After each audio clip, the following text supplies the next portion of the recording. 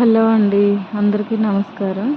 నేను ఈ వీడియో చేయడానికి కారణం ఏంటంటే, జల్దీ అని మీకు తెలుసో లేదో, కొంతమంది నీటి పొక్కులు అని అంటారు. అయితే మా అక్క వాళ్ళ పాపకి ఇలా జల్దీ వచ్చిందనమాట, నీటి పొక్కులు.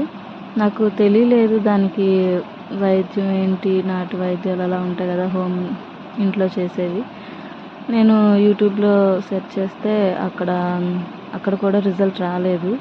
సరే, నాలాగా తెలియని వాళ్ళు చాలామంది ఉంటారని చెప్పేసి నేను ఈ వీడియో చేస్తున్నాను.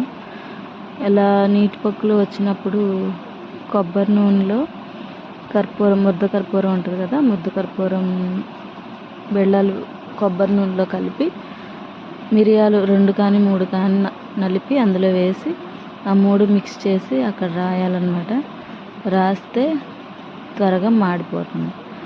మీకు రిజల్ట్ ఏంటనేది మీరు ఫోటోలు చూస్తే అర్థమైపోయిద్ది. నేను అవి రాసేటప్పుడు వీడియో తీయాల్సింది, నాకు అప్పుడు ఇలా చేద్దామన్న ఉద్దేశం లేదు. ఇప్పుడు నాలాగా తెలుసుకునే వాళ్ళు ఎవరైనా ఉంటే తెలుసుకుంటారని ఈ వీడియో చేశాను. థ్యాంక్ యూ అండి. హలో అండి, అందరికీ నమస్కారం. నేను ఈ వీడియో చేయడానికి కారణం ఏంటంటే,